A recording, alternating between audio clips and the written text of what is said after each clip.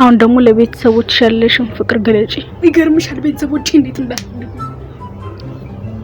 በስንት ስቃይ ነው መከራ። አዎ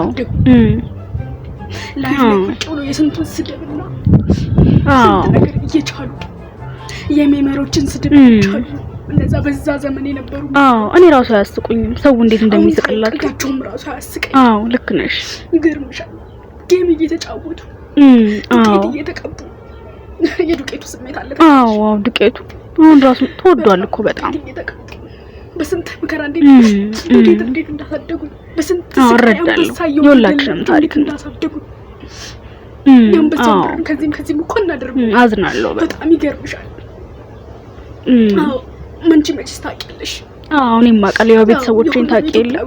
ልክ ነው እሱን ታውቂያለሽ እንዴት እንዳሳደጉ በጣም ይገርማል አይደለም?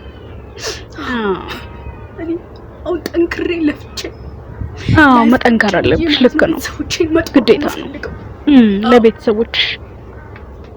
ወንዶም የላይፍ ሳይት እየደረሰብኝ ነው። ግቢ